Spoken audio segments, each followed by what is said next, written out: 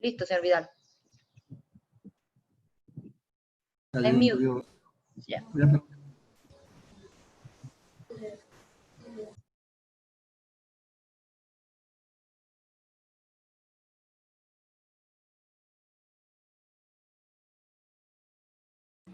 Janet. Estamos al aire. Ok, muy buenos días. Gracias primero a los participantes, ¿no? Miembros de la Cámara, por acudir a este webinar. La verdad, muy interesante. Hemos estado durante un par de semanas tratando de organizarlo con todos los profesionales que nos van a acompañar esta mañana.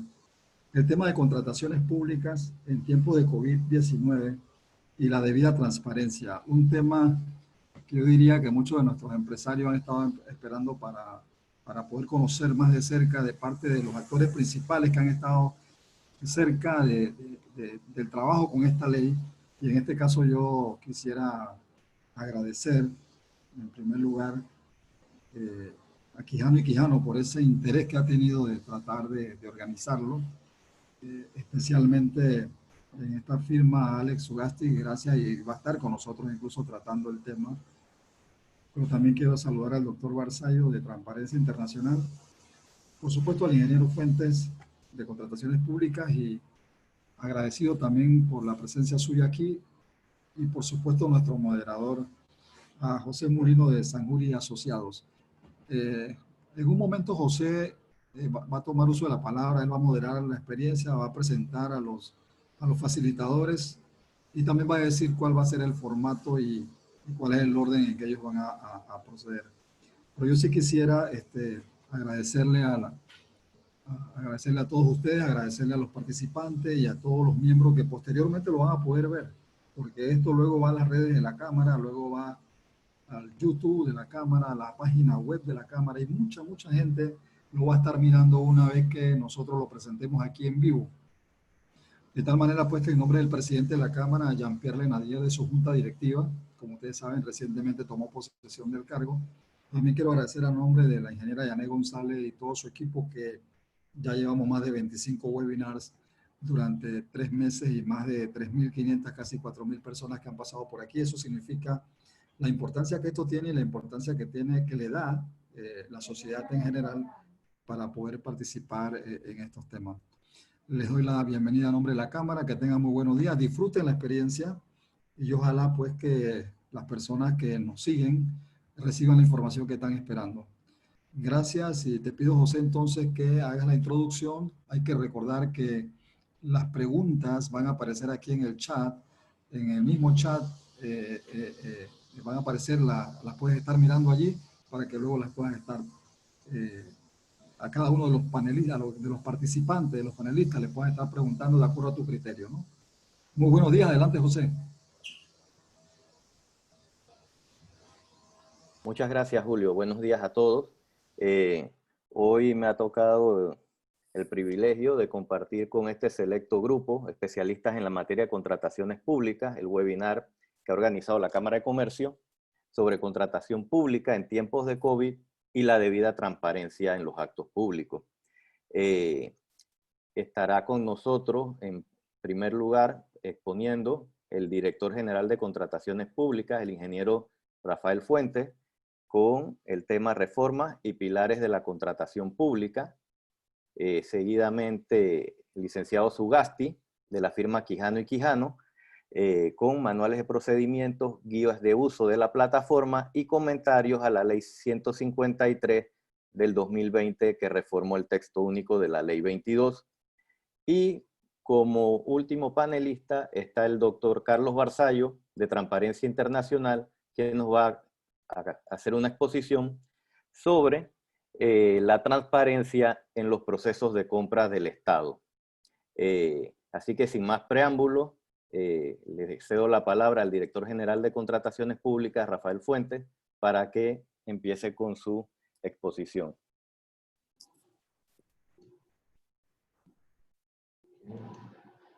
Buenos días. Permítanme compartir la pantalla. Okay. Como decía el licenciado Molino, el día de hoy vamos a hablar sobre contrataciones públicas en tiempo de COVID y su transparencia. Para iniciar, les doy el agradecimiento a la Cámara de Comercio y todos sus agremiados por invitarme a este evento. Hace algunos años fueron socios estratégicos para implementar por primera vez la Ley 22 y me da mucho gusto poder contar con ustedes nuevamente para lograr impulsar las reformas a la Ley de Contrataciones Públicas que fueron realizadas para lograr un cambio integral, eso es muy importante, un cambio integral al sistema de contrataciones públicas y, como he dicho en otras ocasiones, poder contar con un engranaje de compras públicas eficiente para nuestro país y ser nuevamente un referente a nivel de Latinoamérica. Para iniciar, que es la temática de la presentación del día de hoy, quiero entrar a conversar sobre la visualización de las compras en tiempo de COVID. Durante la pandemia, el sistema de compras ha ido evolucionando para adaptarse a lo cambiante de la situación que nos atañe en estos momentos. De forma general, puedo mencionar que al inicio de la pandemia se declaró el estado de emergencia y se realizó una suspensión de términos para todos los procedimientos administrativos, entendiendo que el sistema de compras conlleva términos, todos los actos públicos se suspendieron y entró a regir entonces o a utilizarse el artículo 79 que estipula el procedimiento especial de adquisiciones de emergencia como una forma para contratar. Como resultado de esta declaratoria, la DGCP, la Dirección General de Contrataciones Públicas, confeccionó y ha ido actualizando el manual de procedimientos para compras en estado de emergencia, principalmente para apoyar a las entidades esclareciéndole las formas que podían realizar sus compras en este tiempo de pandemia. Es decir, ya no podían utilizar el compendio total de la Ley 22, sino ciertos procedimientos de selección de contratistas. Pero este manual será explicado más adelante por el otro expositor, el licenciado Alex Sugasti, que con mucho placer nos acompaña. Posterior a esto, y entendiendo que lo concerniente a COVID y la partida asignada por la cual se podía utilizar el artículo 79, se procedió entonces a habilitar los actos públicos para MINSA y Caja de Seguro Social, para que estas instituciones pudiesen atender sus otras necesidades concernientes al sistema sanitario, entendiendo que en estos momentos no es solamente la pandemia en lo que nos atañe, sino todas las enfermedades crónicas que de igual forma MINSA y Caja de Seguro Social tienen que ir atendiendo. Se habilitaron los términos para ellos principalmente por una razón, porque sus proveedores no estaban incluidos dentro de la cuarentena general. Posterior a esto, la DGCP pone a disposición de las entidades del Estado un sistema de cotización en línea que ya venía desarrollando con el objetivo principal, que es lo que ha pedido el presidente de la República, Laurentino Cortizo, es lograr una transparencia total dentro del sistema de compras públicas y lograr mayor participación de proveedores. Debido a la importancia que ha tomado este sistema que salió al público a partir del día 19 de mayo, nos hemos puesto a disposición de la Cámara para hacer un webinar enfocado al uso de esta herramienta. Por consiguiente, en este momento no voy a profundizar sobre ella. ¿Por qué ese interés de que ustedes participen? Ya que ustedes son clave en este nuevo sistema. Para seguir, posterior a la puesta en marcha del nuevo sistema, se ha procedido a levantar los términos razón por la cual las entidades actualmente pueden convocar actos, pero con una limitante, que la limitante es que las reuniones previas y homologación y la recepción del acto público no puede ser antes del 6 de julio. Dentro de todas estas evoluciones, durante el tiempo de pandemia, existe la posibilidad de que se incluirá la implementación de la Ley 153 que reforma la Ley de Contrataciones Públicas, ya que empieza a regir el día 8 de septiembre, según lo establecido dentro de la Ley 153, según la fecha que fue sancionada por el presidente Laurentino Cortizo. Y que actualmente la DGCP se encuentra desarrollando su reglamentación, y es importante, esta reglamentación también, igual que el proceso que se dio con la Ley 22, está siendo consensuado con todos los interesados. Entonces, para entrar en materia sobre la Ley 153 que reforma la Ley 22 de Contratación Pública, puedo indicar que está conformada por 15 artículos nuevos, 55 modificaciones y 3 artículos fueron derogados. Obviamente, en esta ocasión no vamos a poder ampliar cada uno de los artículos nuevos y artículos modificados, así que más adelante vamos a, de forma general, hablar sobre algunos, sobre los más importantes. Pero sí quisiera indicar que la reforma al sistema de contrataciones públicas se agrupó en 4 pilares básicos. 1, la eficiencia y eficacia del sistema de compras público. Un segundo pilar, lograr un sistema de compras equitativo. 3, y algo muy importante, ha sido lograr una profesionalización o querer lograr una profesionalización y desarrollo de ese recurso humano que día a día pone en práctica las leyes, los reglamentos y toda la normativa que va, dentro del sistema de contrataciones públicas. Y un punto importante y que nos va a compartir también en esta exposición, otro de los expositores, el licenciado Barzallo, es el tema de lograr un sistema de compras públicas totalmente transparente. Como comentaba, debido a que el tiempo no nos va a acompañar para tratar a detalle, respetando los tiempos el tiempo de los otros expositores, vamos a hablar de forma general de los 4 pilares. El primer pilar tenemos eficiencia y eficacia. Dentro de los puntos más importantes sobre este pilar, todos conocemos la Dirección General de Contrataciones Públicas busca, una de sus funciones es desarrollar convenios marco. Convenios marco que vienen aplicados ya desde hace 12 años atrás, pero con una, por decirlo de una forma, una oportunidad de mejora. Y la oportunidad de mejora es que esos convenios marco, las órdenes de compra generadas por esos convenios marco, no lleven un control previo. Pero no quiero decir con eso que no va a haber un control.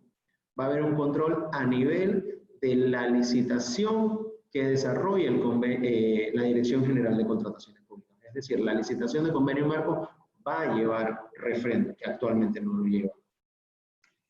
Dentro de la eficiencia también tenemos que las licitaciones por mejor valor que actualmente están a partir de 100.000 balboas van a ser utilizadas únicamente para todas aquellas contrataciones que superen los 500.000 balboas.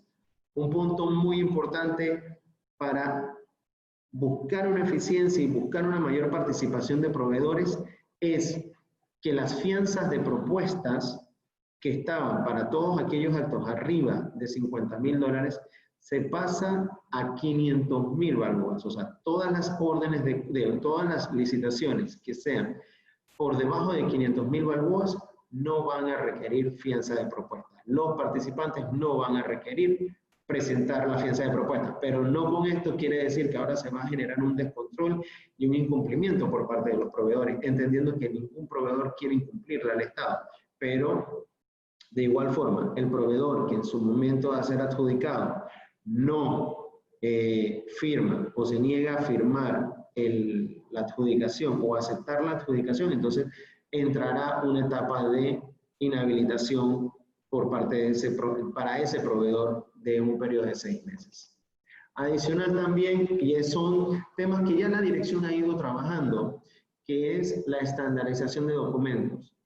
Entendemos, tenemos una ley 22, entendemos que tenemos una reglamentación, pero la Dirección General de Contrataciones Públicas quiere que todas las instituciones del Estado utilicen o hablen un mismo idioma. Y este idioma se va a lograr con esa estandarización de documentos. También estamos abocándonos a un sistema electrónico 100% electrónico. A partir del enero del 2021, todas las propuestas deberán ser recibidas vía electrónica. Un punto importante que ha sido muy cuestionado es que el sistema de acciones de reclamo que dilata los actos públicos. Nosotros en esta ocasión estamos mejorando el sistema de acción de reclamo porque tenemos que ser, pero respetando el derecho de los proveedores, pero también el derecho del ciudadano para recibir esos bienes, insumos, servicios y obras que está requiriendo la ciudadanía. Adicional, la publicación del 100% de los precios de referencia, es decir, que en esta ocasión la licitación por mejor valor con evaluación separada se elimina. Necesidades de fianza de reclamo, como decía, se mejora el sistema de acción de reclamo, pero si se incluye que en una segunda acción de reclamo por parte de los proveedores, tienen que presentar una acción de reclamo. En este sistema tampoco voy a profundizar porque entiendo que nuestro compañero Alex Ugasti, el licenciado Alex Ugasti, va a conversar sobre el tema también. Automatización de la validación de documentos sencillo. Ya los proveedores no van a tener que ser mensajeros del Estado en la documentación que nosotros mismos generamos. El sistema va a generar integraciones con todos los participantes de todas las entidades públicas que generan documentación y lo van a poder validar. Y bueno, otros puntos, mejora el sistema de impugnaciones. Existe la posibilidad de incluir cláusulas arbitrales dentro de la contratación, dentro del pliego. Se elimina la propuesta riesgosa y mejoras en las reuniones previas de homologación. Adicional, entonces, otro de los pilares es un sistema de compras equitativo. ¿Qué queremos llegar a decir ahí? Que vamos a promocionar bienes y servicios de origen nacional, que las contrataciones públicas promocionen la adquisición de bienes y servicios de origen nacional. Logramos también promocionar que la compra menor sea enfocada para MIPES.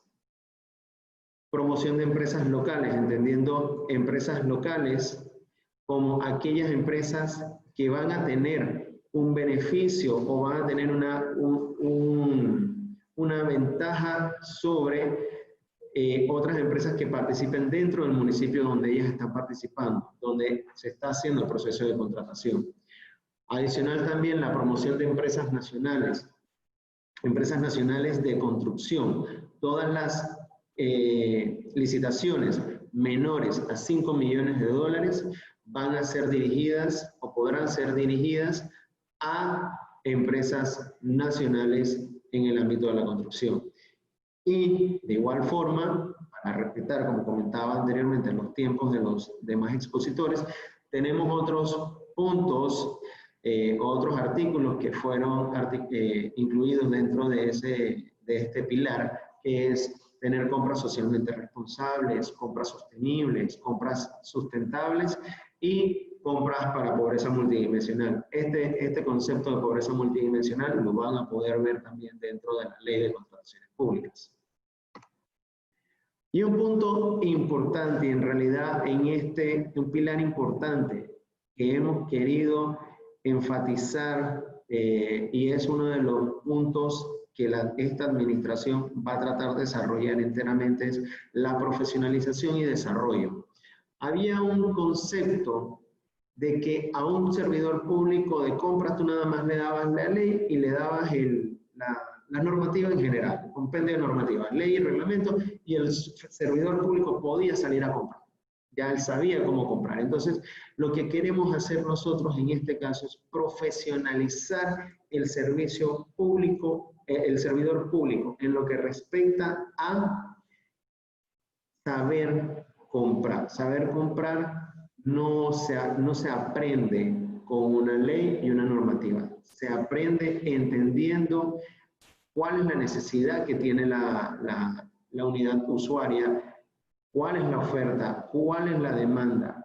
Entendiendo eso es que donde tú puedes salir a hacer un buen procedimiento de compra.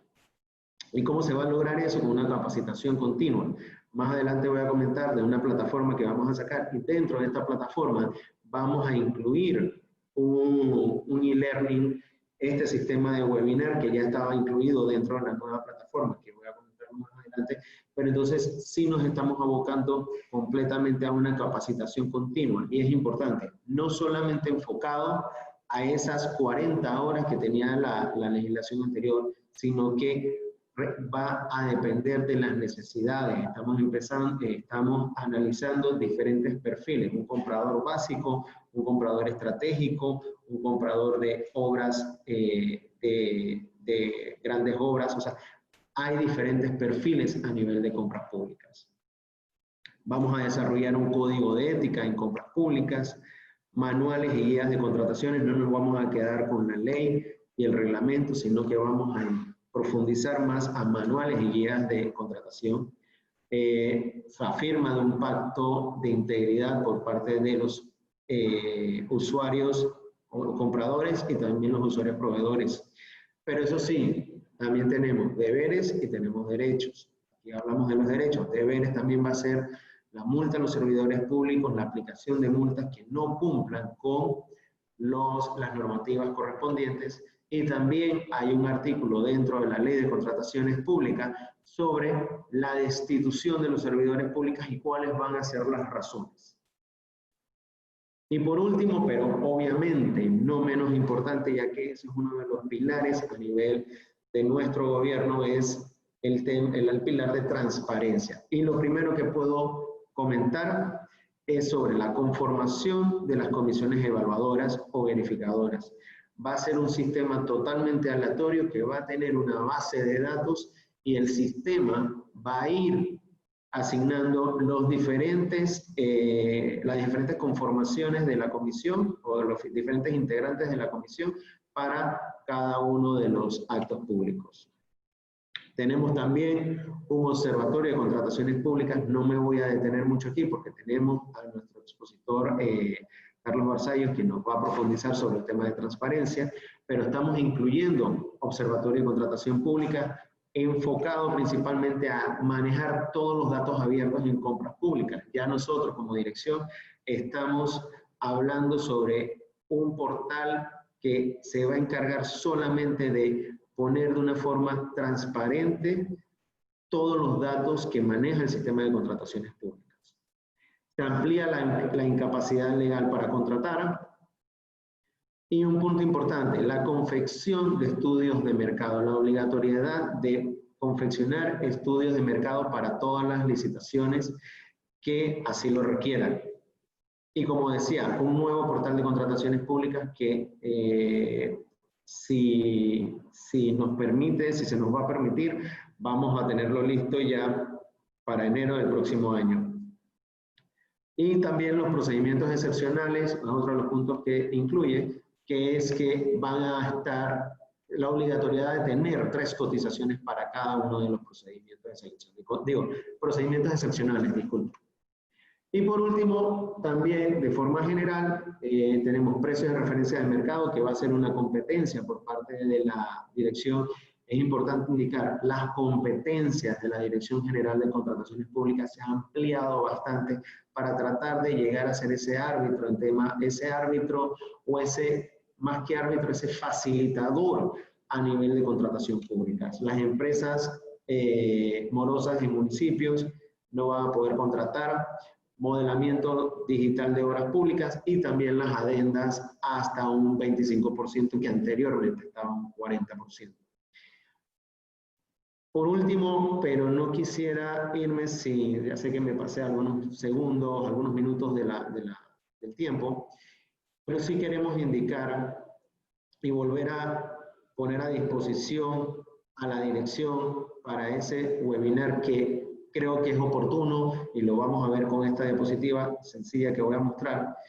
Me pongo a disposición de la cámara para realizar este nuevo webinar que nos va a ayudar a las dos partes, entendiendo que el sistema de compras públicos tiene que ser una balanza equilibrada entre el beneficio del Estado y el beneficio de los proveedores.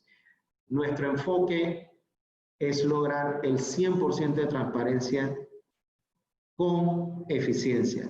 Los invitamos a cotizar en línea, a ver esa nueva plataforma o ese nuevo sistema, porque está dentro de la plataforma panamacompra.gov.pa, pero los invitamos a cotizar en ella, a participar, a visualizarla y que vayan familiarizándose con ella. Esta plataforma va a ser de uso obligatorio para todas las compras menores a $10.000. Van a decir, bueno, pero es que son órdenes de compra menores a $10.000. Pero si lo vemos en la gráfica, en la tabla que les muestro, 2018 esas transacciones representaron 88.000 transacciones, alrededor de $180 millones, y se mantiene la tendencia en el 2019, también $180 millones y 80.000 transacciones. Y es importante aquí es que ese procedimiento, no es un procedimiento, es una cotización en línea, va a ser utilizada también para la sustentación de esos procedimientos excepcionales que, como comentaba anteriormente, van a tener la necesidad de presentar esas 3 cotizaciones. Para no extenderme más y, como he dicho, respetar el tiempo de todos los participantes, les doy muchas gracias por el tiempo ofrecido y le doy la palabra a los otros expositores. Muchas gracias. Muchas gracias, Rafael, por tu exposición. Hemos podido apreciar los procesos que tiene que implementar la DGCP con motivo de la reforma de la Ley 153 del año 2000.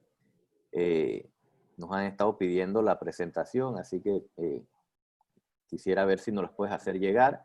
Y ahora le toca el turno al licenciado Alex Ugasti, las contrataciones públicas, manual de procedimiento y comentarios de la Ley 153 del 2020. Adelante, Alex.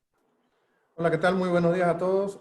Mi nombre es Alex Ugasti, yo soy abogado asociado de Quijano y Asociados y primeramente no quisiera comenzar a dar mi exposición sin antes agradecer a todo el equipo de la Cámara de Comercio y agradecer a los demás panelistas quienes han colaborado en todo con este tema para que esta disertación al final del día sea un éxito.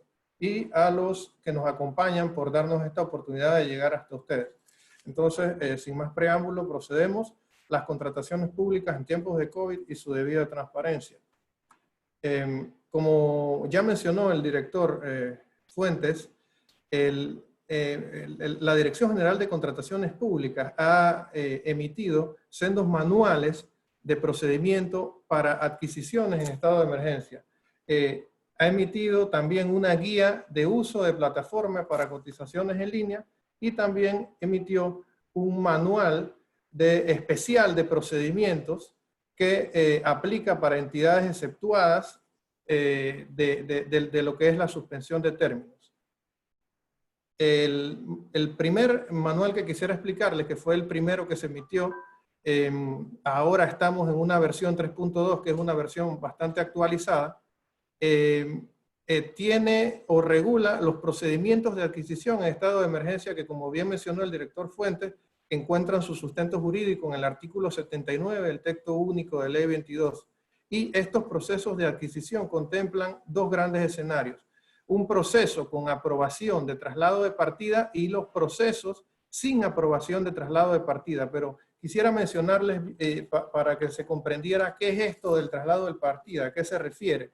Se estandarizó en este mismo manual de procedimientos y se reguló el proceso mediante el cual las entidades públicas, cuando requieran adquirir bienes, obras o servicios para efectos del combate a la pandemia, puedan tener fondos disponibles. Entonces, tenemos que la entidad debe primero solicitar vía correo electrónico, lo que me parece una herramienta importante, que se solicite por un mecanismo electrónico la asignación de partida y que no se envíen expedientes físicamente, porque como sabemos todo esto no ayuda con todo el tema del contagio. Entonces, a través de un correo electrónico que, como bien estipula el manual de procedimientos, es el trámite@presidencia.gov.pa, las entidades públicas solicitan la partida al Ministerio de la Presidencia y el Ministerio de la Presidencia verifica que se trate de una adquisición que guarda relación con el combate a la pandemia y la autoriza o la aprueba o no la autoriza. Entonces, por eso es que tenemos dos grandes escenarios.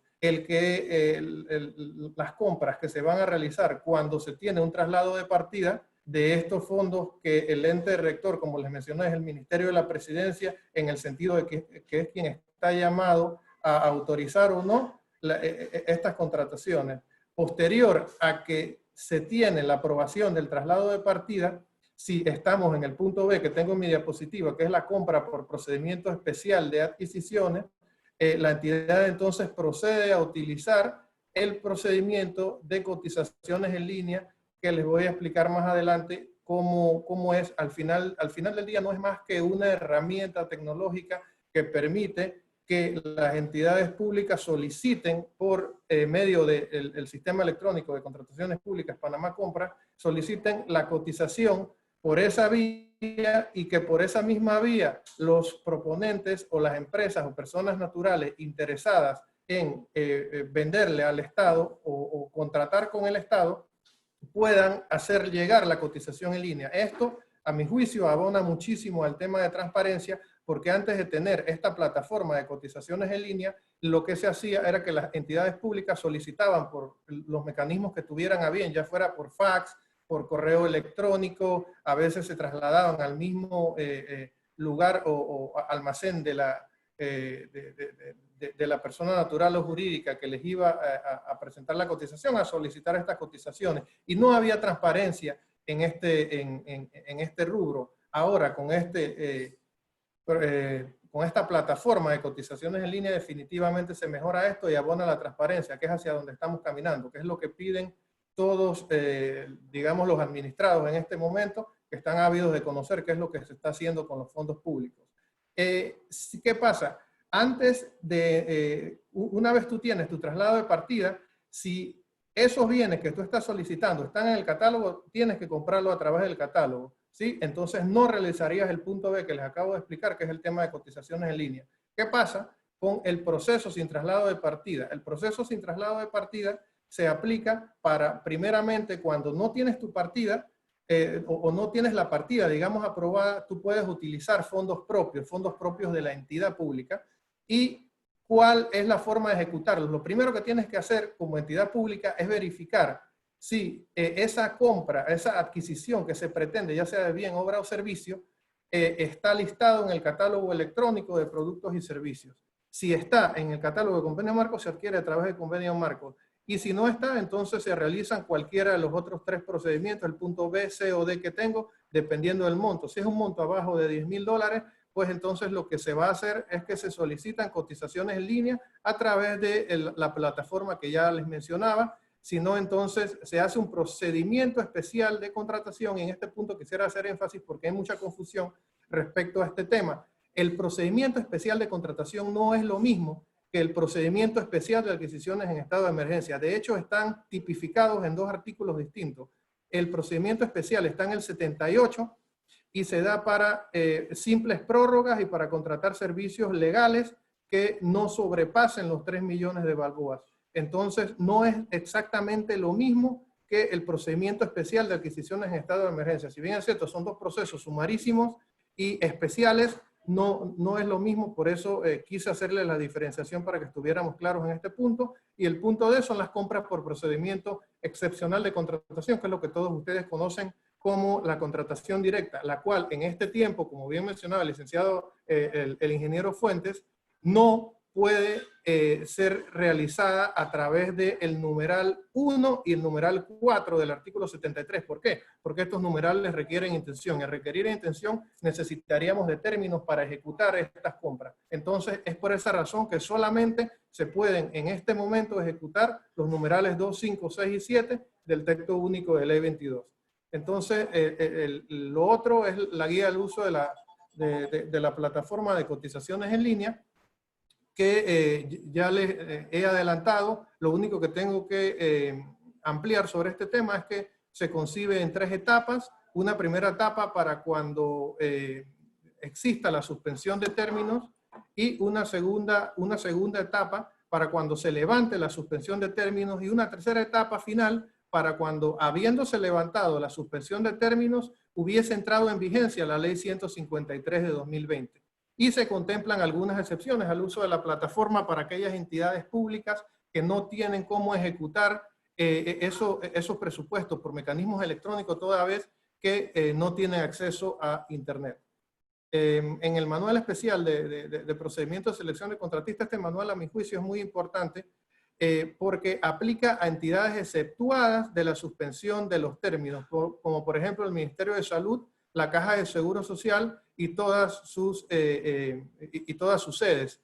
Como ellas están exceptuadas de la suspensión de términos, ellas sí pueden realizar actos públicos. Entonces nos abre el compás a que estas entidades puedan celebrar actos de reunión previa homologación, de presentación de propuestas, van a recibir fianzas y posiblemente tengan que realizar procesos de desempate. Y entonces este manual lo que viene es a regular de qué forma lo vas a hacer para evitar el riesgo de contagio. Y a mi juicio contiene elementos muy importantes para, inclusive posterior a que pasemos todo este tema de la pandemia, los conservemos. Y yo llamo a eso, ¿por qué? Porque la contratación pública en Panamá, nuestro proceso, a mi juicio, es bastante rigurista en temas de autorizaciones, en temas de formalidades exigidas en los documentos, tanto que podemos llegar a perder una propuesta millonaria muy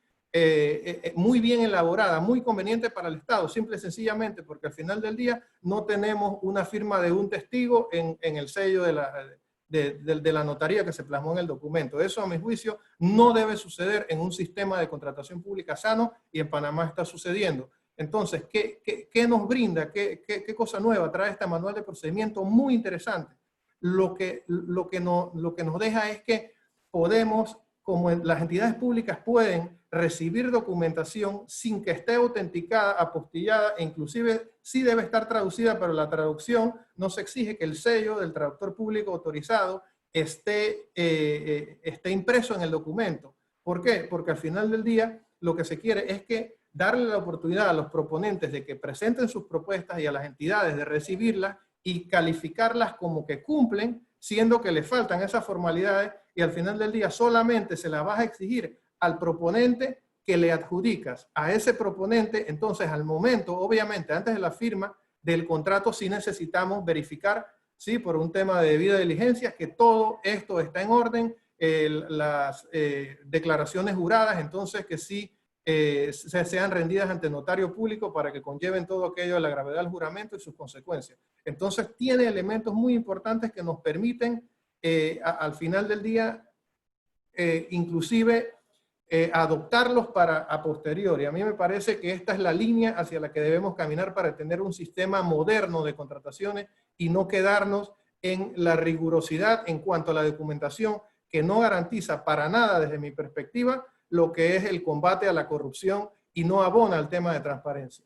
Entonces, quiero entrar rápidamente a hablarles sobre algunas modificaciones. Ya me está, digamos, correteando el tiempo, pero voy a hablarle rápidamente. Algunas ya las mencionó el director Fuentes. La ley 153 de 8 de mayo de 2020 introduce inhabilitaciones que habían sido exigidas las pedía a gritos la sociedad, y era el tema de las personas naturales o jurídicas que hubiesen celebrado acuerdos de pena que se las inhabilitara, porque con las modificaciones a la ley 61 de 2017, que es la anterior, la última modificación antes de la 153, establecía que tú puedes inclusive inhabilitar o se consideran inhabilitados aquellas personas naturales o jurídicas condenadas por sentencia emitida por un juez nacional. Entonces lo que viene o lo que trae nueva esta norma es que esa sentencia no nada más cuando sea emitida por un juez nacional va a crear inhabilitación, sino cuando sea emitida inclusive por un tribunal extranjero, el sancionado va a ser inhabilitado por un periodo de 5 años. Y trae, como les mencionaba, el tema de las personas naturales jurídicas que hubieran celebrado acuerdos de pena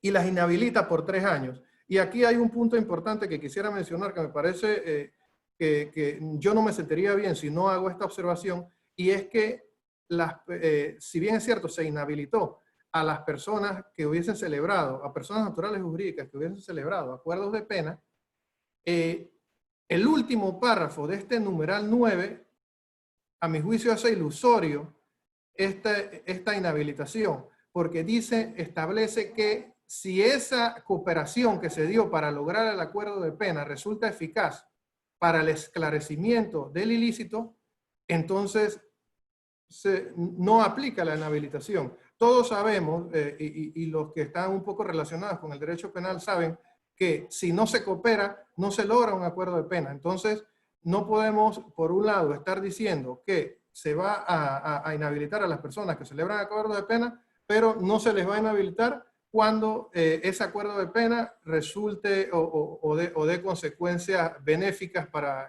los fines de la justicia. Me parece que debe eliminarse totalmente ese párrafo. Es mi criterio, el criterio de Alex Ugasti, y ojalá no caiga en oídos sordos, porque es algo que la sociedad ha venido pidiendo a gritos y ahora estamos de alguna manera mermando lo que pudo ser una iniciativa magnífica. Entonces, la otra inhabilitación que introduce el texto de la ley 53 es haber dejado en estado de abandono una obra por 5 años, todos aquellos proponentes que, no por 5 años, haber dejado en estado de abandono la obra y los inhabilita por 5 años. Entonces, todo proponente que haga esto va a ser inhabilitado, ¿no? Y interesante este punto, alcanza accionistas, directores y dignatarios o representantes legales de las empresas inhabilitadas. ¿Por qué? Porque con anterioridad a la entrada en vigencia de esta norma, o hasta el día de hoy, digamos, si se inhabilitaba a un proponente y este proponente tenía bien formalizar otra o registrar en el registro público de Panamá otra empresa, podía al día siguiente sacaba su aviso de operaciones, su país salvo, iba y participaba, siendo que le había causado una lesión al Estado y estaba inhabilitado con su empresa anterior. Por eso entonces se escuchó también el clamor popular, digamos, y se elaboró este numeral 10, que a mi juicio es muy bueno, aporta muchísimo y la verdad es que me gusta a nivel personal. Tenemos entonces las segundas novedades en materia de fianza. Como bien ya la mencionó el director de contrataciones públicas, yo solamente se las voy a mencionar y después en el periodo de preguntas y respuestas, si tienen alguna inquietud, con mucho gusto se la responderemos. Se contempla la posibilidad de presentación de fianzas electrónicas. Es importante mencionar que ya la Contraloría General de la República, a través de su resolución 509, 509C, 509B y 509C, viabilizó el 13 de marzo de 2020 que se pudiera recibir fianzas por mecanismos electrónicos, toda vez que recuerden que la ley 22, con las últimas modificaciones de ley 61, establecía que la fianza tenía que presentarse físicamente, independientemente de que la propuesta fuera electrónica, ¿sí? Entonces, esa es a mi juicio, un muy buen aporte de esta ley 153. Se crea la figura de la acción de reclamo que tiene el 10%, la fianza de acción de reclamo, que es por un 10% del precio de referencia, no del precio total de la propuesta. Se eleva la cuantía que se solicita en la fianza de propuesta a $500,000 y en contratos mayores a 3 millones de balboas, el pago anticipado va a ser depositado en un fideicomiso. Esto es para el tema de las fianzas de pago anticipado. el pago anticipado ya no se va a entregar en cheque o a través de transferencia, sino que cuando se trate de actos públicos o contratos arriba de 3 millones de balboas, el pago anticipado va a ser depositado en un fideicomiso. No se elabora mucho en el texto de la ley 153 acerca de cómo va a ser esto, pero estimamos que con la reglamentación se van a aclarar estas dudas. La siguiente modificación, ya la mencionó el director Fuentes, que es que se elimina la licitación por mejor valor con evaluación separada, por ende no voy a tocar ese tema, ya él lo explicó muy bien. Se contemplan las sanciones a servidores públicos, inclusive estas sanciones pueden llegar a la nefasta posibilidad de destitución del servidor público por violaciones a la ley de contrataciones públicas. ¿Ok? ¿Qué pasa? Se establecen causales de destitución si un servidor público cae en la figura prohibida de la división de materia.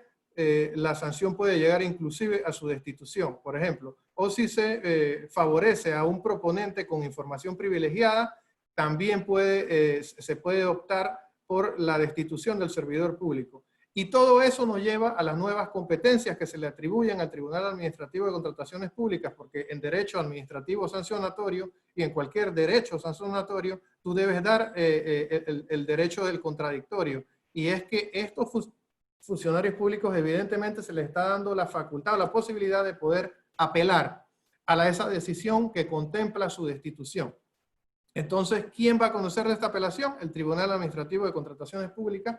Y ojo, que aquí hay una recomendación importante, y es que cuando se esté regulando el tema de la reglamentación, cuando se esté redactando esa reglamentación, yo recomiendo que se tome muy en cuenta ya el derecho administrativo sancionatorio vigente en la República de Panamá, disciplinario, perdón, que está contenido en la Ley 9 de 1994 de carrera administrativa y en nuestro Código Administrativo en el artículo 847 y subsiguientes, ¿sí? Y esas apelaciones, esa ley las manda a que las conozca la Junta de Apelación y Conciliación en el ámbito administrativo. Por eso yo lo único que dejo aquí es que traten de no realizar algo contrario a una ley, porque esa ley es superior que una reglamentación y pueden caer en ese tema, ¿no? Y que genera algún tipo de demanda ante la Sala Tercera de lo contencioso administrativo.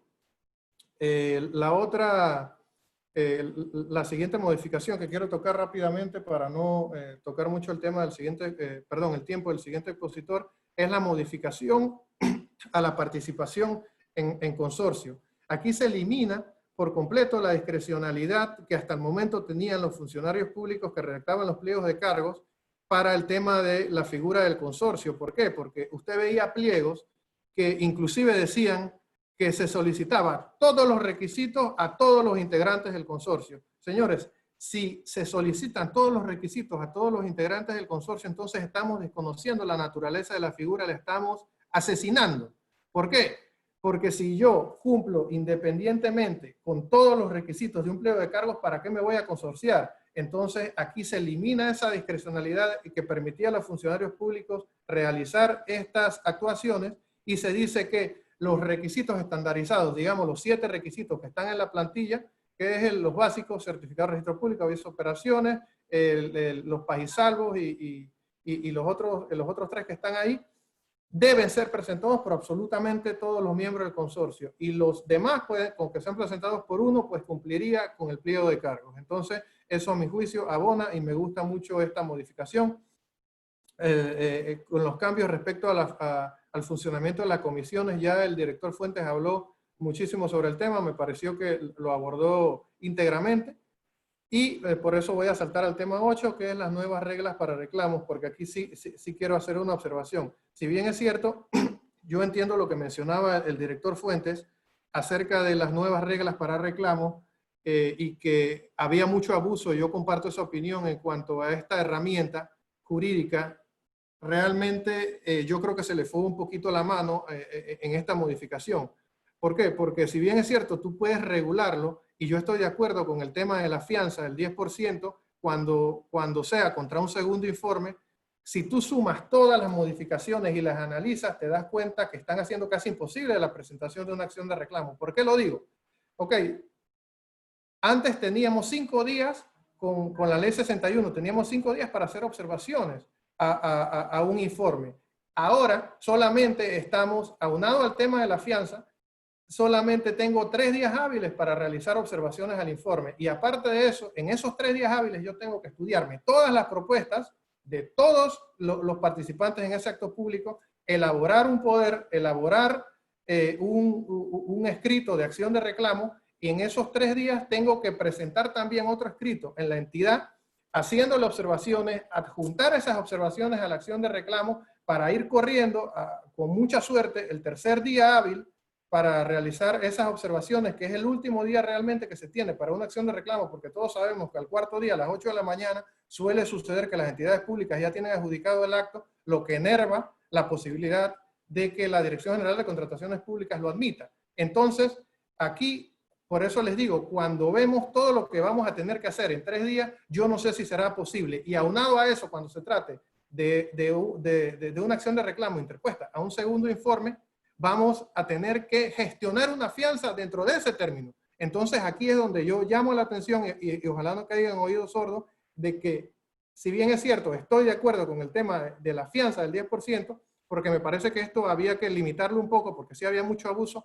Yo creo que al final del día se fue un poquito la mano con todo este escenario que vamos a tener ahora, que a mi juicio resulta casi imposible presentar una acción de reclamo con todos estos nuevos requisitos en 3 días, que sea responsable, que sea una buena acción de reclamo. No se puede, no se puede. Y se los digo muy sinceramente. La verdad es que este tema sí me preocupa, y sí, de mi parte voy a hacer todo lo posible porque esto cambie. O sea, la siguiente diapositiva, no voy a entrar mucho en el tema porque sé que el doctor Barzallo es experto en este tema y él nos va a ilustrar muchísimo, pero este artículo que les estoy reproduciendo, que lo pueden leer, es el único artículo que habla de transparencia o de publicaciones dentro del estado de emergencia. ¿Sí? ¿Y qué es lo que dice? Que se debe publicar posterior a que se levanta el estado de emergencia. Señores, aquí como último punto, ya que se me ha acabado el tiempo, les digo que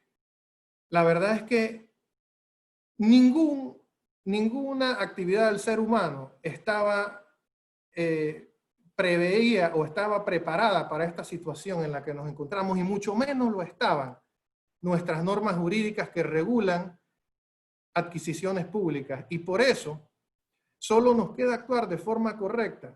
Si bien es cierto, la ley nos dice que tú tienes que publicar posterior o presentar un informe posterior al Consejo de Gabinete y que después va a ser publicado, actuemos de forma correcta. Sabemos que la ley no fue concebida para un escenario tan tétrico como este y que tomara tanto tiempo. Ya llevamos más de 3 meses y no se ve la fecha en la que se pueda levantar el estado de emergencia. Entonces actuemos en consecuencia con eso, y sé que por eso es que se ha hecho todo el tema de las cotizaciones en línea. Pero considero, y mi recomendación, es que esto no es suficiente y se debería exigir a todas las entidades que han ejecutado presupuestos públicos durante este periodo de emergencia nacional que emitan de forma individual un informe detallado sobre sus adquisiciones. Eso es lo que demanda el pueblo panameño en este momento, que se encuentra totalmente en incertidumbre, que se encuentra ávido de transparencia. Muchas gracias, señor doctor Barzallo. Por favor. Muchas gracias, Alex, por tu presentación. Ahora continúa el doctor Carlos Barzallo con el tema de transparencia en las contrataciones públicas. Adelante, Carlos.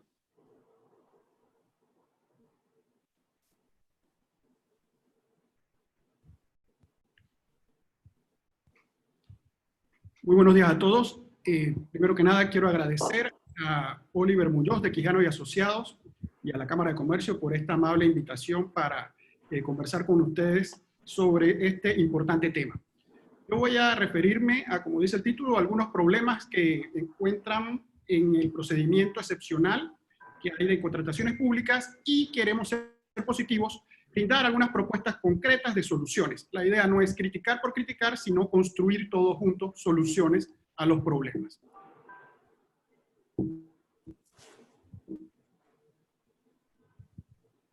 Cualquiera que lea los diarios del mundo, y Panamá no se escapa, en los últimos meses, y así ha sido antes, pero ahora se ha concentrado más, observa una ecuación muy clara, y es que en los temas de contrataciones públicas, ahora en la emergencia del coronavirus o COVID-19, hay serios problemas de corrupción. Eso hay que simplemente estar viviendo en otro planeta para no darse cuenta de ello, ya que los medios nos lo recuerdan todos los días. Latinoamérica entera está en ese problema, Panamá no es la excepción. En esta presentación yo voy a dividirla en dos grandes áreas. Primero voy a establecer la necesaria regla para que entendamos de dónde partimos, para luego ver las excepciones que existen, que son tan o más importantes que la regla, y luego una llamada especialidad y los problemas que eso presenta. Y al final, como he dicho, soluciones y recomendaciones positivas. Primer tema que debe llamar la atención a cualquier panameño, a los empresarios de la Cámara de Comercio, a los profesionales, es que la Ley 22 del 2006, nuestra Ley de Contrataciones Públicas, ha sufrido múltiples reformas. Es sorprendente la cantidad de reformas que ha tenido. En los 14 años de existir, ha tenido 15 reformas.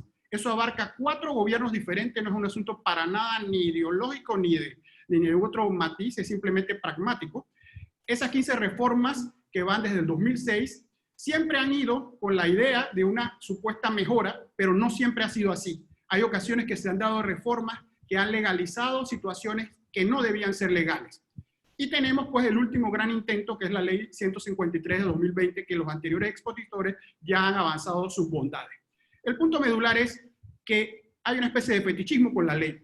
Nosotros aspiramos a que la ley sea la solución de todo, pero estas 15 reformas en 14 años nos demuestran que la ley es una condición necesaria, pero no suficiente. Podemos tener leyes, pero hay una insatisfacción en cuanto a que el tema de las contrataciones públicas haya alcanzado su nivel óptimo. Siempre estamos haciendo reformas para buscar ese nivel óptimo. Esperemos en esta última instancia que se logre con la Ley 153 de 2020, la cual entrará en vigencia, como ya se explicó, el 8 de septiembre del 2020. Todavía estamos en la Ley 22 del 2006, de manera que nosotros en esta presentación hacemos referencia a la nueva ley como si ya estuviese adoptada, lo cual sucederá en septiembre.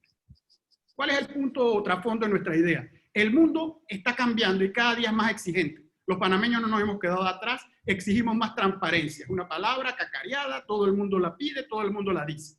Les doy un ejemplo extremo. El Vaticano ha creado una ley, esto se anuncia el 1 de junio, es extremadamente reciente, para los contratos públicos para luchar contra la corrupción. En la Santa Sede, desde el Papa para abajo, ¿cuál es el problema? Y cito la noticia. La costumbre inveterada en el Vaticano ha sido de confiar los contratos externos a parientes o amigos de amigos. Ese es el problema medular. Las leyes de contrataciones públicas buscan todo lo contrario, que haya una posibilidad para todos los ciudadanos, los empresarios, los proveedores, de participar. Y aquí viene el kit del asunto.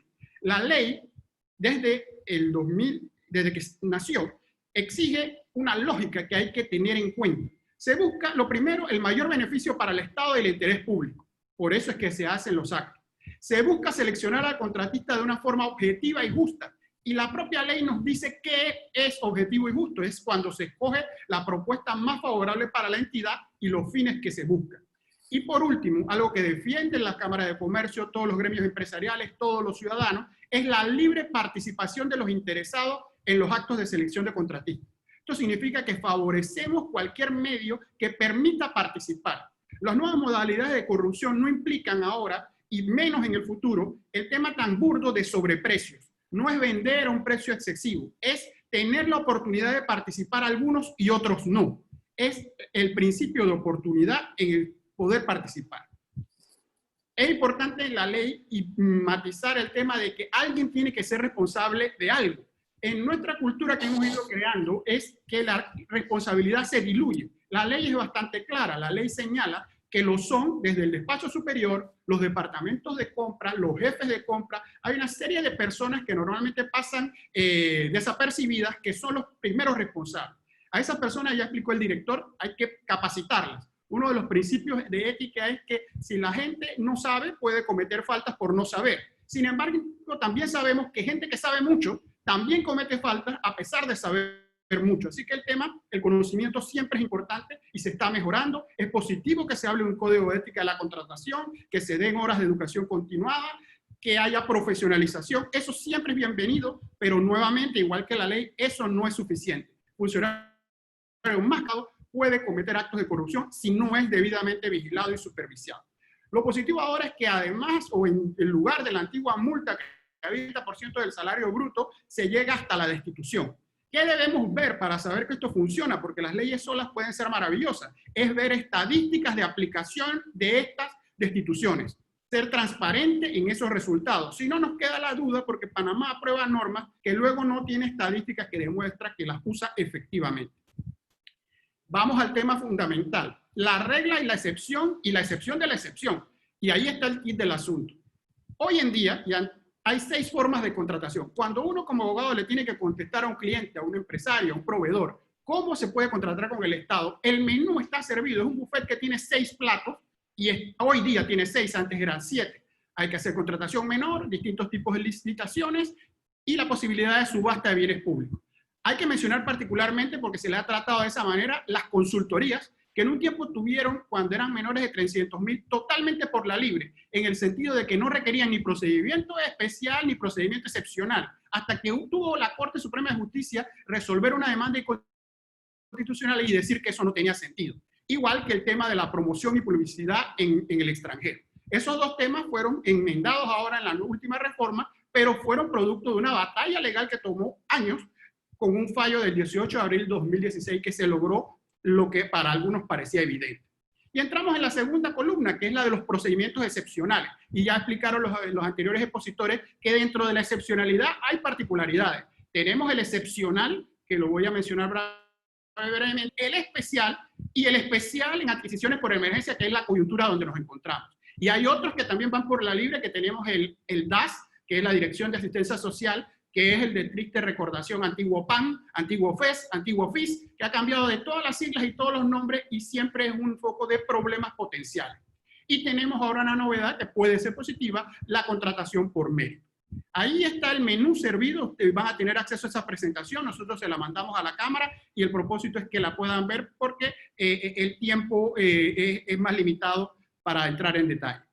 El procedimiento excepcional es fundamental tener en cuenta qué es lo que se hace excepcional aquí. Es que no medie competencia entre oferentes. Cualquier persona que cree en la libre competencia, como todos los empresarios de la Cámara de Comercio, deben favorecer que medie la competencia. Entonces, la excepción debe ser muy, muy especial.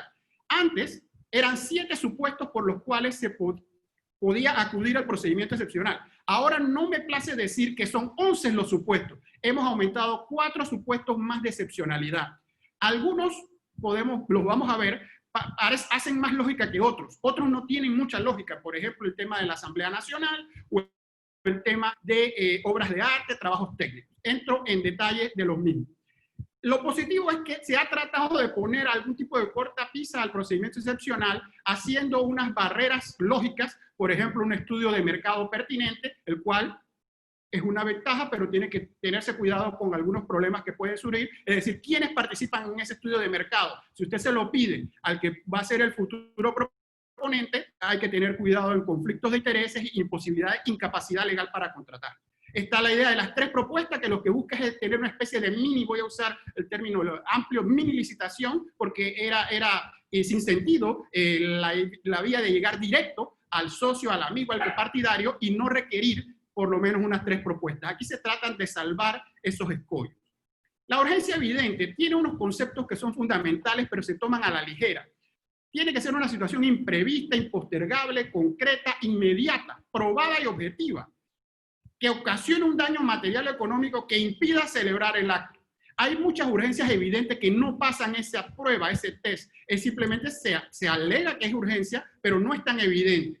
Y lo que da entonces es permiso o facultad para solicitar que una autoridad competente sea la que apruebe. Uno no se lo aprueba uno mismo. Y ahí viene una idea de que alguien tiene que revisar el criterio subjetivo de que uno considera urgente. ¿Por qué? Porque a veces vemos que los carnavales se convierten en una urgencia y hay que contratar a los músicos de las tarimas por urgencia, cuando eso realmente no es ninguna urgencia. Eso se trata de una planificación mal hecha, porque todo el mundo sabe cuándo van a venir los carnavales y si lo dejan para último día, entonces se vuelve en aparente urgencia. Otros procedimientos excepcionales que a nosotros nos llaman poderosamente la atención son los contratos de beneficio social, lo cual tiene una serie de palabras que hay que analizar una por una y el tiempo no da, pero que además de ver que sean para satisfacción de necesidades básicas de la ciudadanía o del Estado, y uno se pregunta, ¿qué compra pública no tiene ese fin? Que sea para atender necesidades de la ciudadanía del Estado, introduce una particularidad de los proyectos relacionados con recursos energéticos, hídricos y ambientales. Entonces, ahí entra una excepcionalidad muy particular. Los contratos de obras de arte o trabajos técnicos, por ejemplo, acudir a lo que se llama reconocidos profesionales.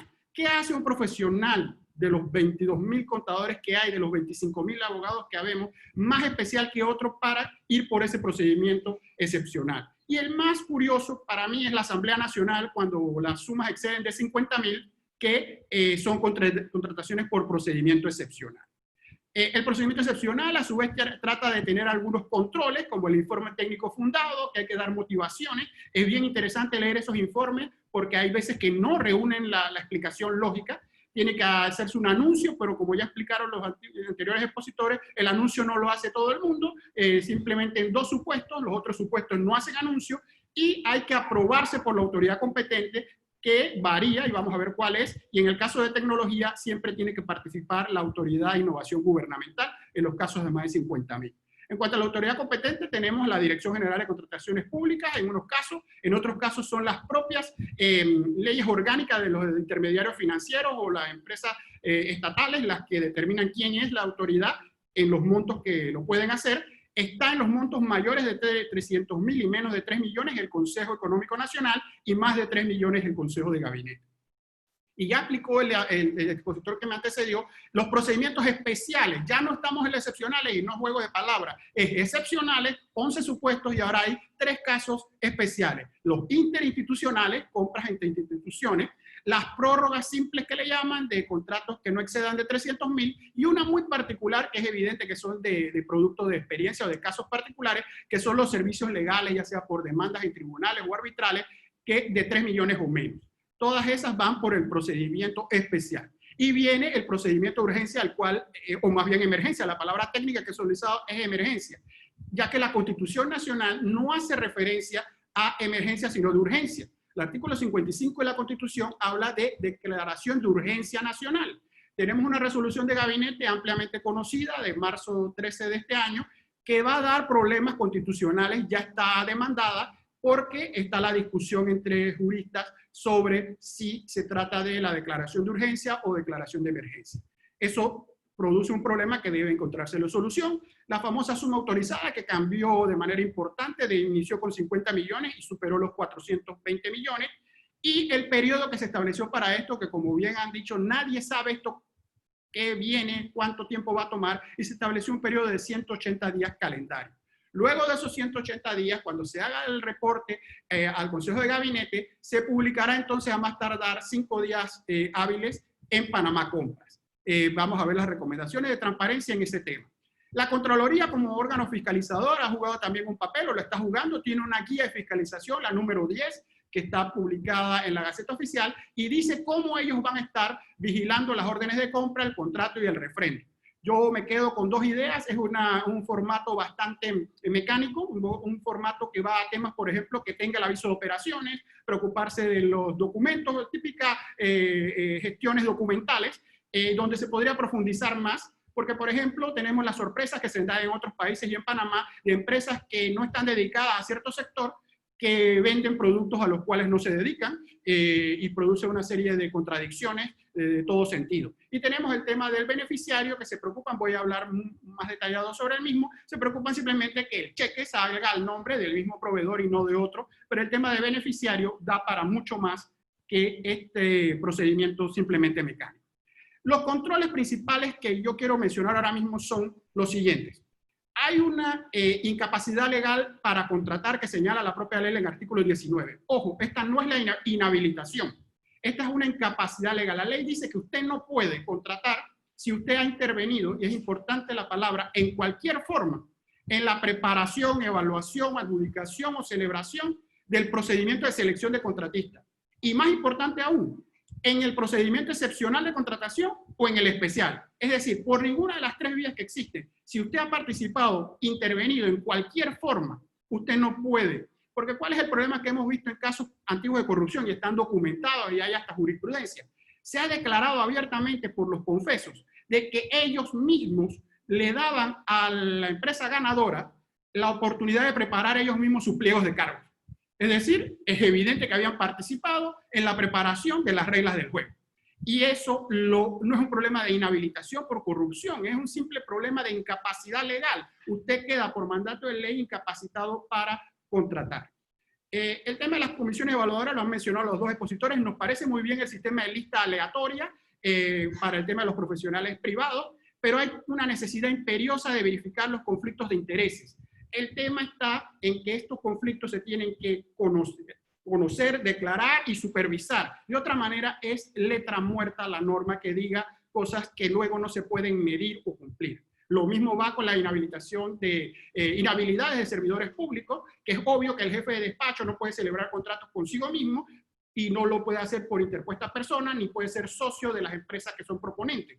Pero la pregunta del millón, ¿cómo usted sabe que el jefe de despacho es el socio de la empresa o no, si no hay un lugar donde se declare todo esto y se le revise y se monitoree, como en otras jurisdicciones, donde usted sabe cuáles son las acciones que tiene el jefe del despacho y eso se pueda conocer de forma transparente y pública para que haya un monitoreo ciudadano? Hacia allá va el mundo y Panamá tendrá que llegar tarde o temprano.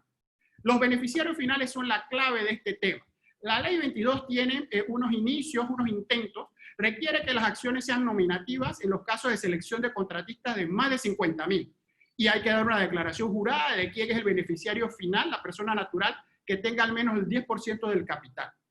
Y esto tiene que mantenerse actualizado de manera anual. Sin embargo, lo circunscribe a la selección de contratistas de más de 50.000. No habla específicamente de los procedimientos excepcionales ni de los procedimientos especiales. A mi juicio tiene que abarcarlos todos.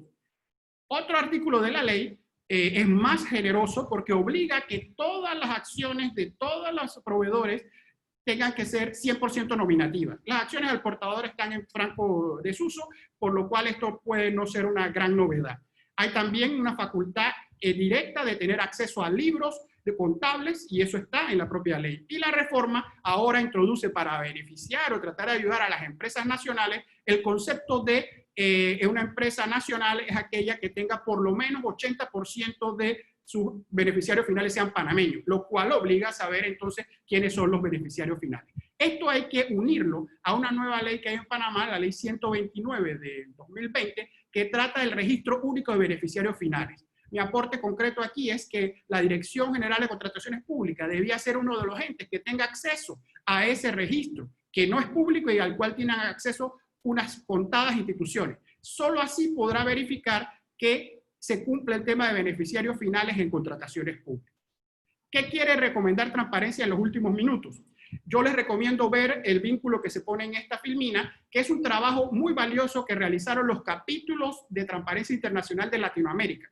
13 capítulos trabajaron esta obra que se llama Contrataciones Públicas en Estados de Emergencia, que se publicó en marzo de este año para responder a la emergencia del COVID-19, el coronavirus. Allí se recomiendan 5 áreas temáticas. 1, transparencia y datos abiertos. 2, la administración de recursos. 3, la rendición de cuentas. 4, garantizar la competencia económica. Y 5, el seguimiento del gasto público. Doy un ejemplo de cada. El primero es que se informen los titulares de las acciones. Ya toque la necesidad de saber quiénes son los beneficiarios finales. Ya que, señores, nos estaríamos engañando si creemos que los simples directores que aparezcan en los certificados de registro público son las personas que nos interesan. Segundo, las auditorías en tiempo real. Esto va más allá de lo que estamos practicando. Se requiere una auditoría en el tiempo que se están produciendo los actos. La tecnología ahora lo permite. La guía de la Contraloría que ya mencioné está hecha en una idea muy incipiente de esto, pero no llega a lo que se requiere. Tercero, se quiere el número y localización de los beneficiarios de todas las medidas que se hayan dado en contrataciones por emergencia, en las contrataciones especiales, para evaluar la eficiencia de estas contrataciones. Es fundamental saber si han sido eficientes, si no se han malgastado. Cuarto, se promueve en las recomendaciones de Transparencia Internacional, por el efecto positivo que tiene en la economía, el uso de la micro, pequeña y mediana empresa para la promoción de la actividad económica local y el uso de los contratos marco. En eso en Panamá es positivo mencionar que la ley, el artículo 10, promueve la participación en determinados actos de la mediana, pequeña empresa, y ahora la nueva ley 153 insiste más en ello, desarrollando el artículo 10 con unos literales A, B y C que van en ese mismo sentido. Está el tema del uso de catálogos, que el manual de la Dirección de Contrataciones Públicas invita a seguir, y el artículo 63, muy novedoso y encomiable, que es la tienda virtual, es algo positivo. Y por último, el tema del presupuesto extraordinario, que como todas estas condiciones extraordinarias, también tiene que ser revisado bajo medidas extraordinarias que garanticen eficiencia y integridad en el uso de los recursos. Y termino con una idea muy general. Yo no he querido mencionar intencionalmente el famoso tema del impedimento para empresas con corrupción que participen o no. Ha sido un debate que tiene mucho tiempo. Transparencia tiene una posición bastante clara de que no se debe favorecer que participen empresas acusadas de corrupción. Eso choca para los juristas con el tema de la presunción de inocencia y habría que esperar a que estén efectivamente condenadas como tales. Sin embargo, la lectura que yo doy es la siguiente. Hay que introducir en este rejuego de ideas el concepto de manejo de riesgo y mitigación de riesgo. Una empresa acusada de corrupción es un riesgo para el Estado.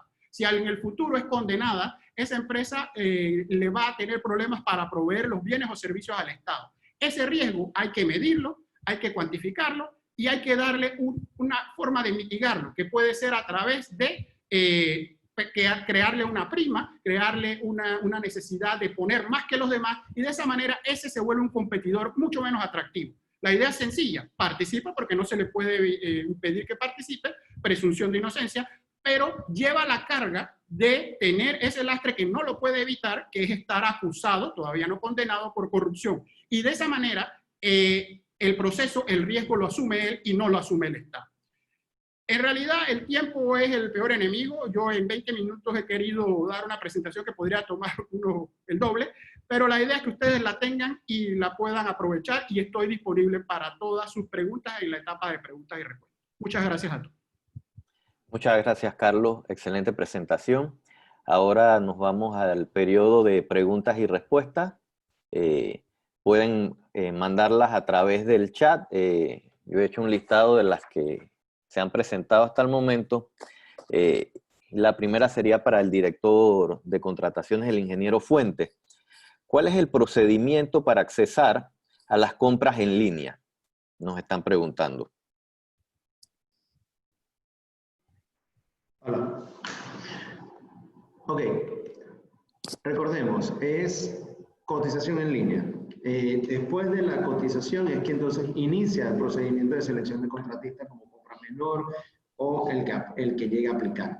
El sistema es bastante sencillo. Lo único que hemos tratado de hacer es pasar lo que antes o lo que diariamente se hacía a nivel de levantar un teléfono y llamar a 2 o 3 empresas para cumplir con lo establecido en la reglamentación de que para compras arriba de hasta $500 tienes una cotización, hasta $5,000 tienes 2 cotizaciones y hasta $10,000 tienes 3 cotizaciones. Eso actualmente se hacía a través de llamadas telefónicas, como se piden normalmente las cotizaciones.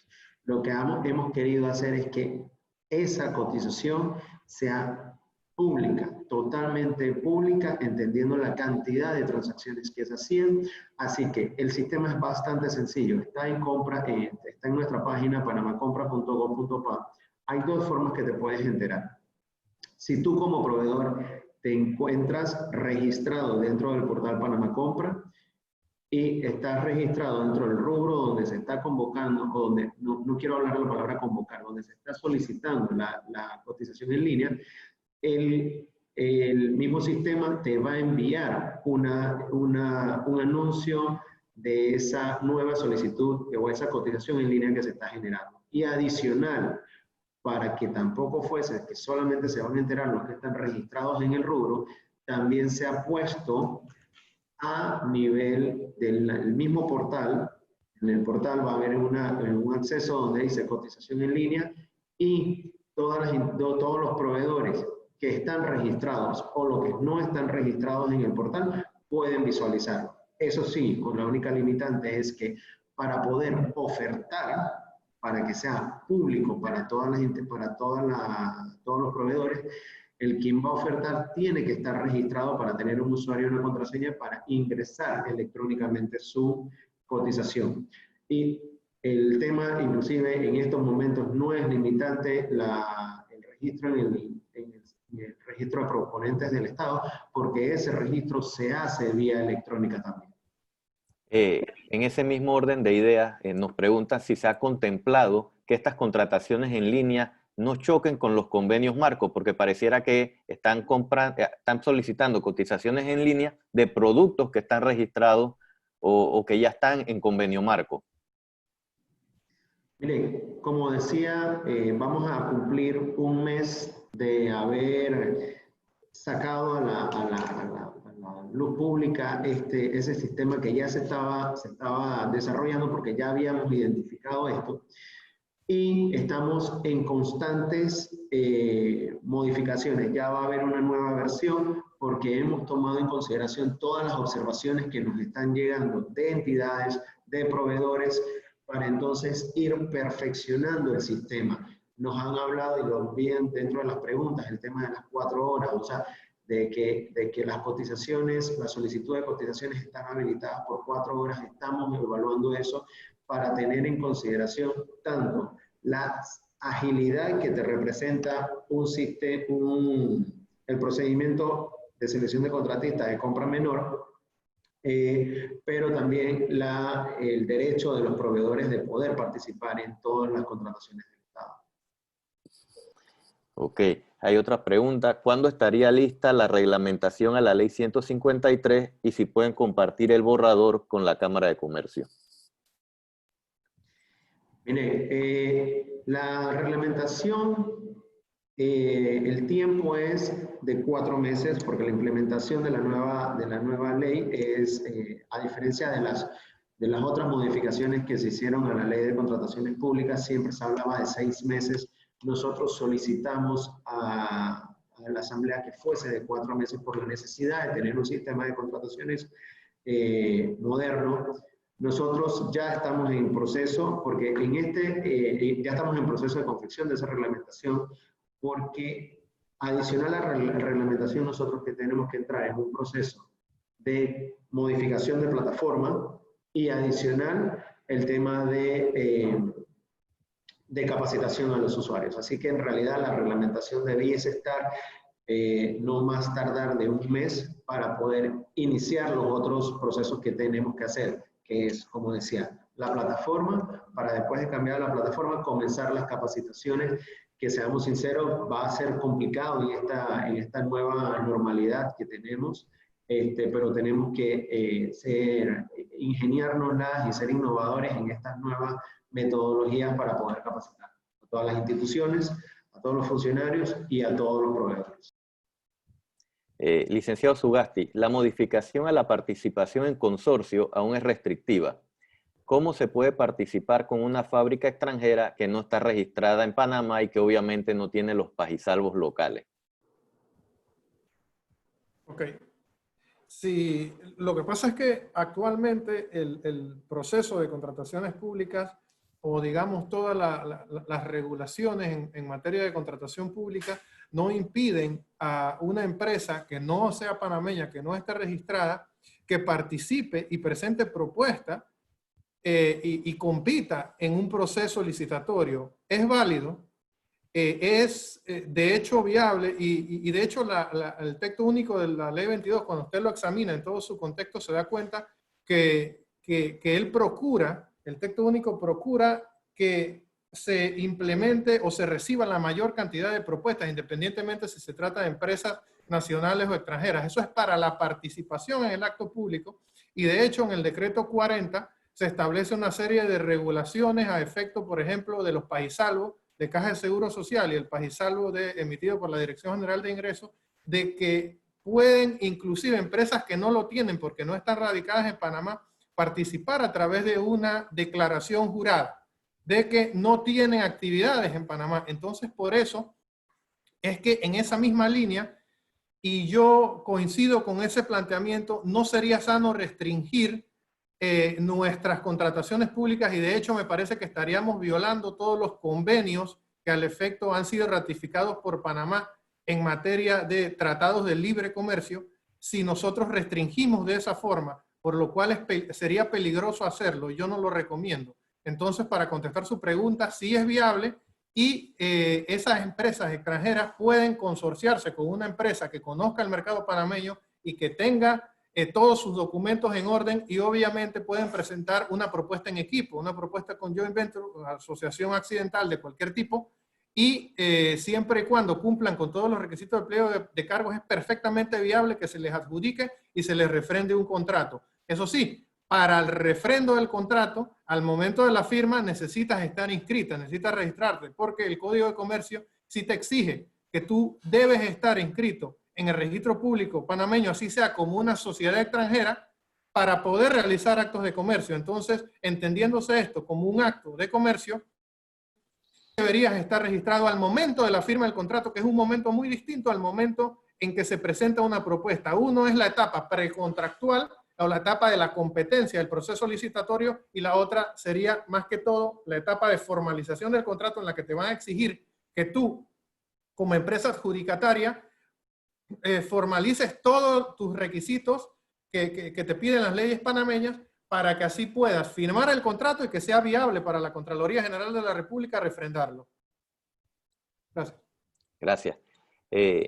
Se considera que solamente es la presunción de inocencia el elemento de debate para evitar la inhabilitación de una empresa que haya llegado a acuerdo de pena, ¿o existe otros elementos a considerar, doctor Barzallo? Muchas gracias. No es solo la presunción de inocencia. Yo hoy dediqué unos minutos a ese tema porque ha sido muy debatido. Es un asunto que lleva muchos años discutiéndose a nivel de la Asamblea, y nunca ha prevalecido el criterio de no permitir que participen empresas que simplemente han sido acusadas de corrupción. Se tiene que esperar a la sentencia en firme. Se ha discutido si la sentencia es de tribunal local o extranjero, y se entra en ese debate permanente, lo cual ya pues el Estado ha tomado una decisión en la ley. Nosotros, desde el punto de vista de transparencia, pensamos que lo mejor es que no participen empresas que han sido acusadas. Se puede argumentar, y lo reconocemos, que ahí se estaría poniendo en duda el principio de presunción de inocencia. El otro tema aparte que ha metido Panamá, y ya el expositor anterior, el licenciado Sugasti, lo mencionó, y yo lo quiero traer como un ejemplo de nuestra forma de legislar, que produce una cierta confusión, porque se parte de la regla, luego viene la excepción, y la excepción se convierte en algo más importante que la regla, y es en el tema de la colaboración o de la ayuda. Es lógico que si una persona colabora, la discusión es si se le favorece en el sentido de que pueda participar en futuros actos o no pueda participar. Otro tema de decisión política, y lo legal luego se escribe en la norma. Nosotros favorecemos la idea de que no pueda participar, porque no es permanente, es un tema que se le puede inhabilitar por un periodo específico, y es el castigo que se habría a la empresa desde el principio de que si está en actos de corrupción en contrataciones públicas, no va a poder participar aunque llegue a acuerdos de pena. Porque si no, si llega a acuerdos de colaboración eficaz o de ayuda a la justicia, el tema de la corrupción en contrataciones públicas se va a convertir en un costo de hacer negocios. Simplemente se paga la multa y se sigue trabajando. Se tiene que enviar el mensaje de seriedad, de responsabilidad, de que el Estado tiene muchos otros proveedores con los cuales contratar, y ese en particular queda fuera del sistema por un periodo corto, 5 años, 3, 5 años, y luego vuelve a entrar. Si no, simplemente uno está pagando su derecho a ser corrupto, colabora y luego sigue operando. Y insisto que en el primer tema se puede manejar sin cometer ninguna discriminación que lo prohíbe la ley, el establecer, como lo hacen hasta en el caso de los seguros para el automóvil. Si usted es una persona que se anda chocando, su prima de seguro es distinta a una persona que maneja bien. Si usted es una persona que está acusada constantemente de corrupción, nadie la ha condenado, el Estado le dice, yo le voy a cobrar una prima, lo voy a tener en cuidado, porque si usted es condenado, eso lo voy a terminar sufriendo yo y mis usuarios. Entonces, ese se vuelve menos competitivo que el otro. Hay que premiar al que no está en corrupción y hay que castigar al que está en corrupción. Si no se puede, no permitiéndole entrar al juego, que el juego le sea más costoso para entrar. Son ideas que si uno quiere puede lograrlo. Lo que nos preocupa es que no hay ese deseo, y el deseo es de dos, que puedan participar los de colaboración eficaz, que es un contrasentido que ya el licenciado Gasti explicó, cómo la excepción se vuelve más importante que la regla. ¿Qué colaboración va a servir si no es eficaz? Se convierte en que eso no es inhabilitación. Y la otra es el hecho de que tenemos la duda de la presunción de inocencia. Si prevara la presunción de inocencia, que como abogado y jurista la tengo que respetar, nosotros tendríamos que apagar todos nuestros sistemas de controles de riesgo. Todos los oficiales de cumplimiento tendrían que apagar WorldCheck y solo tendrían que buscar el registro judicial y esperar la sentencia final definitiva y firme que no admita más recursos para hacer el último elemento. Nosotros no trabajamos así, trabajamos desde los periódicos, trabajamos desde las denuncias, todo eso va creando una reputación. Y eso ayuda también a que las empresas se disciplinen y se cuiden. Si usted no quiere estar en esos problemas, usted actúa bien. Muchas gracias. La nueva actualización de la plataforma Panamá Compra, ¿cuándo estaría operando? Y si viene con un nuevo software o es una nueva versión de la misma. Ok, vamos a... mira, muy importante la pregunta. Hay dos etapas. Hay una primera etapa que es, para este año, es la misma plataforma que tenemos, pero obviamente con las parametrizaciones que está exigida por la Ley de Contrataciones Públicas o la nueva Ley de Contrataciones Públicas. Pero vamos a entrar a nivel del primer trimestre del próximo año con una nueva plataforma. Voy a tratar de ser rápido con la explicación, pero de una forma sencilla. El sistema de la plataforma de contratación pública que todos conocemos desde el 2007, en su momento fue innovador. En su momento, aclaro. El detalle es que ya ha pasado alrededor, esa plataforma salió en el 2010, han pasado 10 años de no hacer ningún tipo de cambio en la plataforma, entonces la plataforma de contratación electrónica se ha quedado desfasada con la realidad que ya se puede ver en los nuevos sistemas de contrataciones públicas. Por decirlo de una forma, ahorita mismo tú nada más tienes publicación y adjudicación. Las nuevas plataformas, y podemos inclusive entrar en otro webinar a explicar con mucha profundidad, las otras plataformas incluyen toda la cadena de abastecimiento de un sistema de contratación pública. ¿Qué quiero decir? Desde la solicitud de parte del usuario, todo el tema, inclusive de estudios del mercado, la confección del pliego de cargo, la publicación del pliego de cargo, las preguntas y respuestas dentro de la misma plataforma, la adjudicación, la confección del contrato, el seguimiento del contrato, la recepción del bien o servicio o obra y hasta el pago. O sea, eso es lo que va a traer la nueva plataforma de contratación pública, es toda la cadena integral, o toda la logística, toda la cadena integral de contratación pública, desde la necesidad, desde la identificación de la necesidad hasta la satisfacción del usuario y del pago a los proveedores. E inclusive al final va a haber una evaluación de desempeño, donde el proveedor puede medir a la entidad y donde la entidad va a poder medir a los proveedores. O sea, es un sistema totalmente completo, es un sistema, para responder a la pregunta, es un sistema totalmente nuevo y es un sistema que países de primer mundo están utilizando. Ok, muchas gracias. Por cuestiones de tiempo, bueno, ya hemos cumplido. Le cedo la palabra a Julio para que despida el webinar del día de hoy. Muchas gracias, ingeniero Fuente, doctor Barzallo, licenciado Sugasti. De lo que se puede apreciar del webinar ha sido todo un éxito y muchas gracias por su participación. Julio. Sí, muchas gracias por la participación de cada uno de ustedes. Yo quiero agradecer a Alex, al doctor Barzallo, al ingeniero Rafael Fuentes y a ti, José. Algo pareciera que Es un tema que da para mucho más, sabemos que el tiempo fue muy corto. Vamos a seguir en coordinación con la Dirección de Contrataciones Públicas. De pronto podemos ver el tema de las compras en línea. Tengo la impresión de que ahí pudiese hacerse un webinar práctico para que la gente pueda tener más información. Pero en nombre de la Cámara de Comercio, en nombre del presidente, quisiéramos despedir a nombre de la Junta Directiva, agradecer a todos los participantes. Esto recuerden que va a estar en la página web, tengan presente eso, en nuestra página web y en YouTube de la Cámara de Comercio va a aparecer la presentación. Me han estado pidiendo las presentaciones de ustedes, ojalá que nos las puedan dejar, la están pidiendo, la gente quiere información. Y este diálogo y esta interacción ha sido muy rica, así que en nombre de todos, muchísimas gracias. Aprecio, señor director, el esfuerzo, sabemos que a usted se le presentó un compromiso y sus aportes a un tema tan importante como este han sido muy valiosos y lo apreciamos mucho en la Cámara de Comercio. Así que muy buenos días y gracias.